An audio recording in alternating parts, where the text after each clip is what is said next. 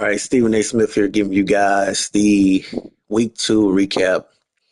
As you guys can see, we had a lot of games. I'm gonna do the incentive check, and then we'll start with the game of the week. And so let's go ahead and check the incentive, and let's see.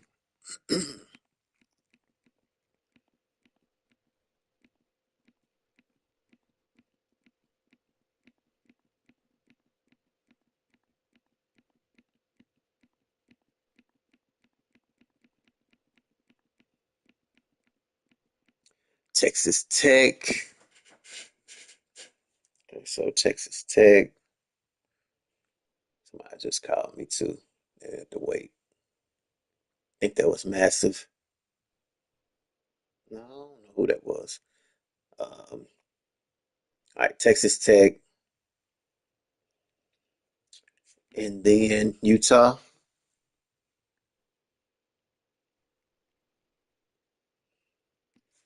Um,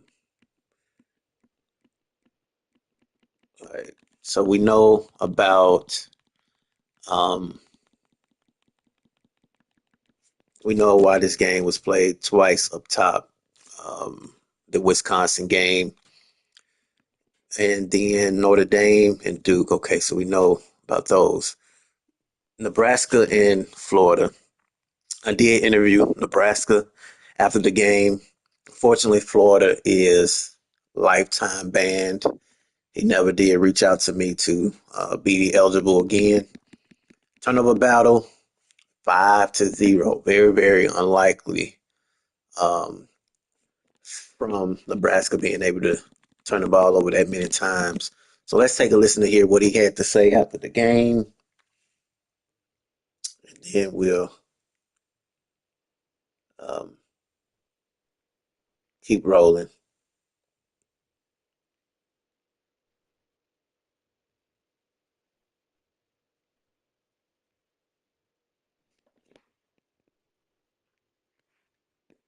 Last season we overachieved compared to where we were predicted to finish. 84 overall team last year.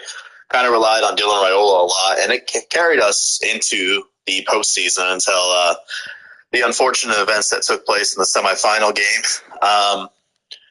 Scoring. Actually, I didn't interview him. That's old. That's old. I didn't interview him. Um, I didn't interview him. But as you guys can see, Nebraska did play bad in this game. All right, so then we had Notre Dame and Duke. I don't think I interviewed these two neither. You guys got lucky this week. Nope, I didn't interview OJ. Wow. All right, anyway, as you guys can see, wow, OJ won this game 24-21. Huge, huge win right here. Um, wow. Big, big upset, man. Definitely love it. 24-21 player stats, one TD. We actually played Duke this week. They ran the ball decent. They spread the ball around. Two receivers with over 100 yards or more. Notre Dame just couldn't get the job done. The statistics looks great, but they could not get the job done. Big, big win right there from Duke. And I didn't interview him though. It's because I had a lot to do, man. I had a lot to do this past week. Phone tripping. So then we had Michigan and Oklahoma. I did interview Michigan. Michigan won this game 31-7. Let's take a listen to hear what he had to say. And that is Evan. Hey, Stephen A. I'm really happy with the win. Basically, I had a brand new team through the portal. I probably had like 4 or 5 starters returned or backups in general, so I'm glad the early test went as well as it did. Bryce Underwood, he's going to be a problem. He has a whole new offense that he's dealing out there with him. And for the defense, it's pretty much a brand new defense from the secondary to the D line to the linebackers. A lot of backups so stepping up or just straight up transfers. Justin Scott, he's going to be a problem. All right, so as you guys had a chance to take a listen to hear what Evan had to say about this Michigan football team. They are a team you want to look out for. 31-7, complete domination in this game. They was clicking on all cylinders, and they did not turn the ball over any in that game. All right, what we at? All right, Michigan, Oklahoma. Oklahoma has a lifetime ban. I don't think I interviewed him.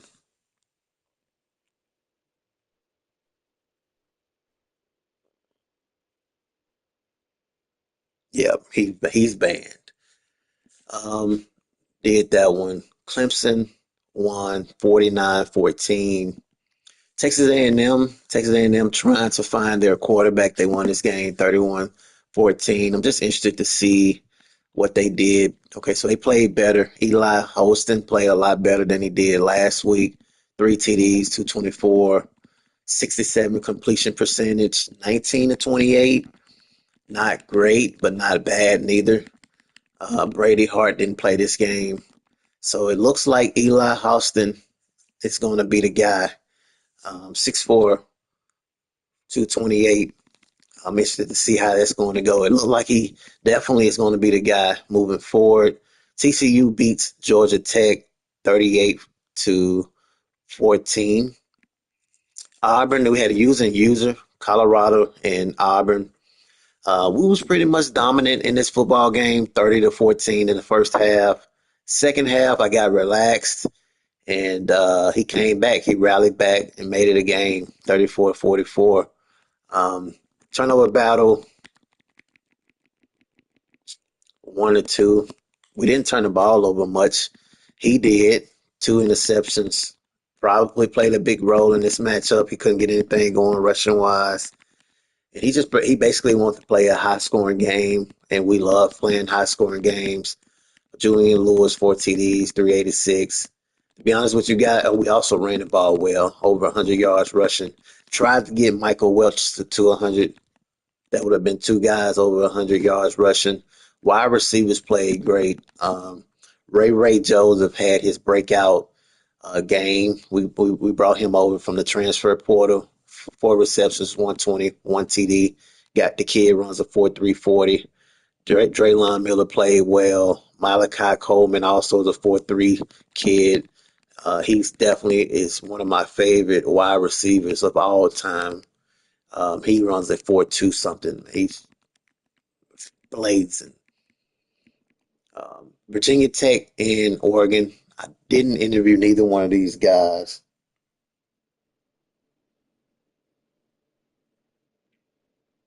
I didn't interview neither one of these guys simply because I interviewed Virginia Tech already last week, and I try to give guys a chance to have a little space in between interviews.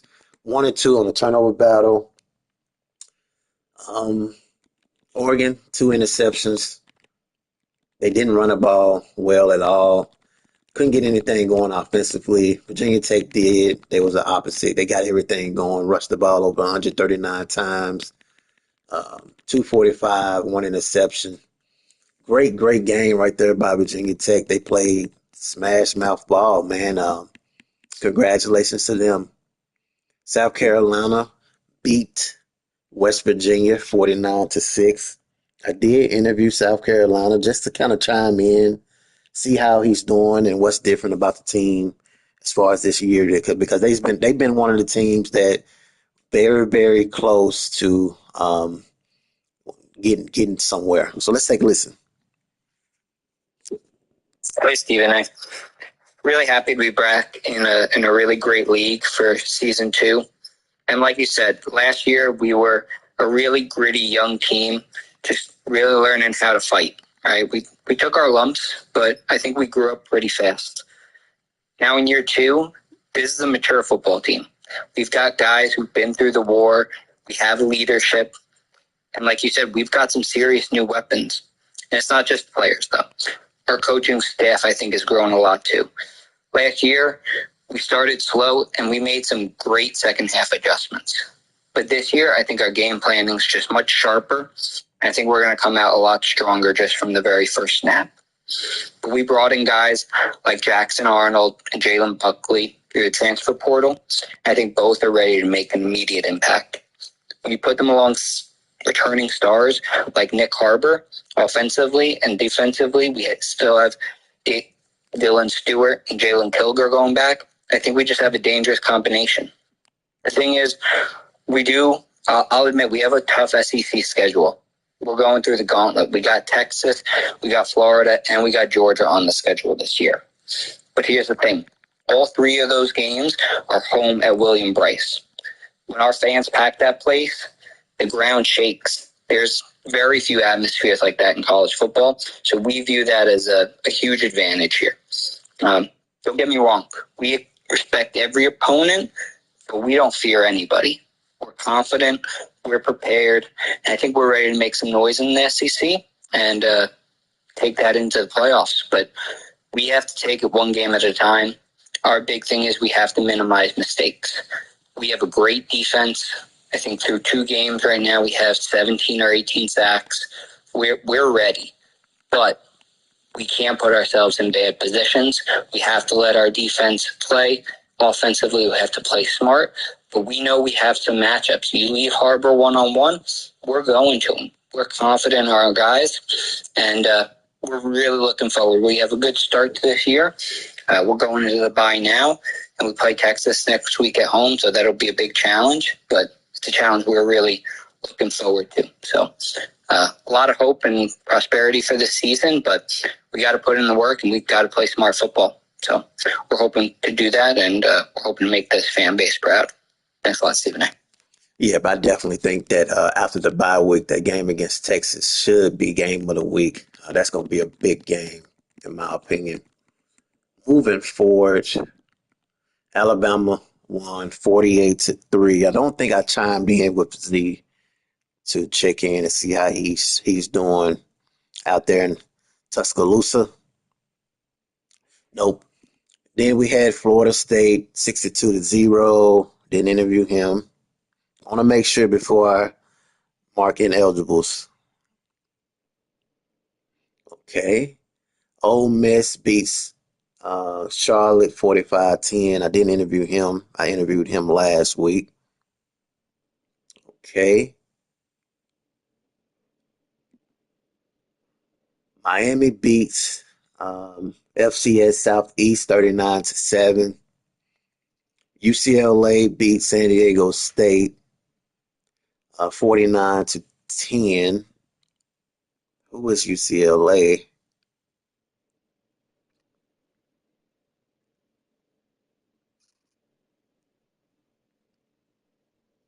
UCLA. Two-time Benny. I don't think I interviewed two-time Benny. Oh, I did. Okay, so two-time Benny is ineligible.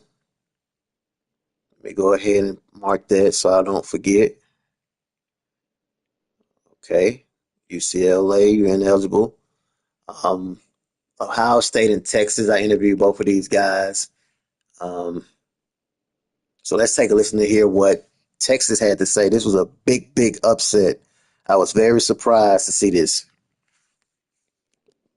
So for starters, Arch Manning is a junior, so hopefully we can get him to stick around for another year. But that's neither here or there at the moment. We were able to move the ball a little bit in the passing game, which I was I was surprised with. I wasn't surprised, but I was happy with. Run game, we got to pick that up. We got to get some more. We got two good running backs in the stable. Third good young one. So hopefully we can get those guys going here in next week. So we want to throw the ball so much. I think Arch really had one bad interception. The other two was just frustration at the end of the game, trying to just put some points on the board. As far as the connection issue, to me, it did play a big role. I'm not gonna make excuses. We did lose on his scores. There were no lag on there. But my only issue was on a couple of my third downs inside the red zone. I got lag. He couldn't stop his drag. Pretty much, he just ran drag with the tight end, and then tight end, I think a smash or angle route with the tight end. So he just he spammed that a little bit too much, but hey, that is what it is. You got to stop it. We're just looking for next week. I'm not going to hang our head on this one. We know we can get into the playoffs with probably another loss. So we're just going to go with what's in front of us and take the season as it goes. Yeah, I definitely agree with the last statement as far as you got to stop it. I mean, at the end of the day, if somebody running a certain concept that you're not stopping, then you have to stop it. At the end of the day, I hate when a person says not trying to single him out, but just like my game, my opponent was saying I was running verticals a lot. My thing is, if it's in my playbook, you have to stop it. You know what I'm saying? And especially Colorado, because we have a lot of plays with somebody going vertical. And I'm not finna audible that to a hitch route or anything. I'm like, leave it as it is, because I run a lot of stock plays. So if you can't stop it, that's your problem. That don't have nothing to do with me. Let's see what Ohio State had to say. I did interview Yo Don't Know Me after the big win.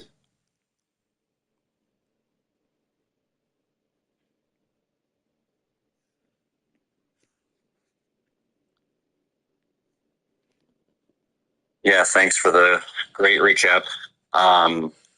Yeah, we felt really great about the game. I think the biggest key right off the bat was Jeremiah Smith broke two huge touchdowns really, really early on and in really quick succession. So that was huge. That just, I think, automatically changed the momentum of the game pretty much immediately.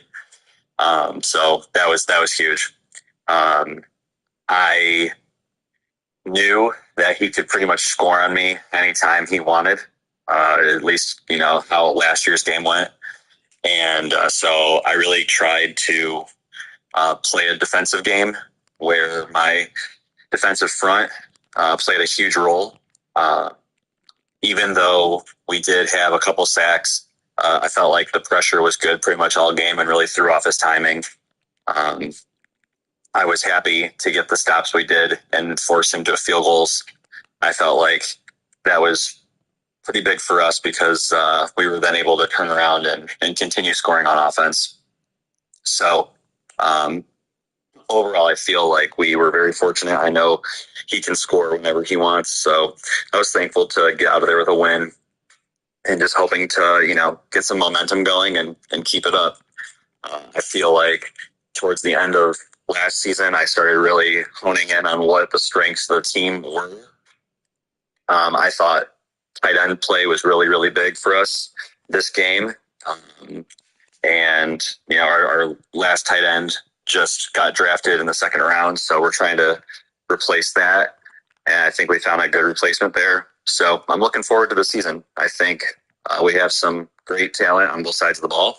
And I think we can hang in there with just about anybody. Don't want to get too far ahead of ourselves, but I think we can hang in. So we're going to hope to do just that. Yeah, definitely. He mentioned tight end Jelani Thurman. He's the replacement. Jeremiah Smith, 2 TDs. Overall, very good game, man. Congratulations to Ohio State figuring out how to win the game. And moving forward, I'm about to stay on a little later to make sure I get the right people that's ineligible. Let's see where we at. BYU and SMU. I didn't interview neither one of these guys simply because it was late. It was like super late. But BYU lost this game 52-21. Turnover battle 4-1. Wow, BYU turned the ball over 4 times. Bryce Baker, freshman, just got in the game, 1 interception, 1 TD. Then he threw in, LaShawn Cummings is also a freshman, 3 interceptions as well. So it looked like he having problems at the quarterback position. On the other side of the ball, SMU looks like they are more developed. They have the senior leader, Kevin Jennings, 3 TDs, 1 interception. Ran the ball well. BYU couldn't do that neither. Receiving wise, SMU was able to spread it around. And of course, BYU was able to capitalize a little bit. But the turnovers was really the biggest difference in this matchup. And BYU has a question. Will they be able to replace the quarterback? Then we had Penn State. I know I was playing around about interviewing him every week. but I don't think I interviewed him. I'm gonna make sure. I think I let him slide this week. Yeah, I let him. Hold on. Did I interview him? Okay, I let him slide. USC and Washington. Didn't interview neither one of these guys, as USC did interview with me last week. 42-21, USC fell to Washington. Turnover battle was 1-0, so the turnovers wasn't a big issue. Quarterback Cade Fox, 288, one TD, one interception. Didn't run the ball well, but didn't run the ball bad neither. Walter Matthews, tight end, 6 receptions, 137 yards. Maybe it just had to do with time of possession. Washington did spread the ball around. Wow, 1, 2, 3, 4, 5, 6, 7, 8 different wide receivers, 4 wide receivers with a touchdown or more, and they played great offensively. No turnovers. Demond Williams Jr. 295, 4 TDs, no interception, and only 1 sack. So he was comfortable in the pocket as well. Um, USC failed to apply pressure. LSU won this game 45-0. I will be interviewing him soon, as he has Avery Johnson. Just take a quick look to see what he did that game. He signed him out of the portal, 277, 3 TDs, one interception. Don't really expect to see that against the computer games as far as the team he played, but he got the job done, and he's top 10. Georgia, didn't think I interviewed him. I want to make sure, like I said, I don't want to suspend anybody that did get interviewed. Uh, nope. But we do have an interview.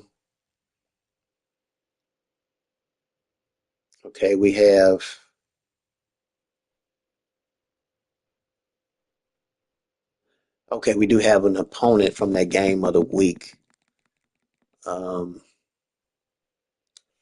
Make sure. No, we don't. No, we don't. That was last week. What I'm gonna start doing now is, when I send these messages out to everybody, is to label the interview. That way I can keep up with it.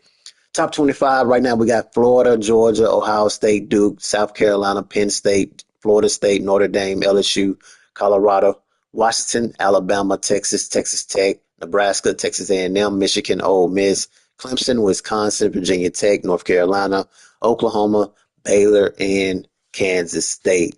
Taking a look at the players of the week, we had Lorenzo Newton, 6 tackles, 1 tackle for a loss, 2 interceptions, 2 pass breakup, 1 TD. Jared Gibson, 13 carries, 156 rushing yards, 12 on average, 4 rushing TDs, 4 receptions, 50 receiving yards, 12.5 average, and 1 receiving TD against Temple. So it looks like the Penn State football team is trying to get another player into the Heisman, and you see he's definitely in there. We have Ruben Owens. He's also top 5 right now. His votes has increased, as you guys can see on the right. Nate Frazier, he has also moved up in the top 5. Julian Juju Lewis, you guys heard the interview with me and Tony Dennis last year. I made a statement that he would be in the conversation as far as Heisman go, and I said he would win it. So we will see if that happens. Jared Gibson has also moved up, as you guys know. Penn State, that is Coopy. He's the defending Heisman winner, and he has Jared Gibson. DJ Lagway, he's the defending champion from last year, and very, very likely to win the Heisman. That kid is a beast. All right, taking a look at the recruiting. I'm gonna skip past mine fast.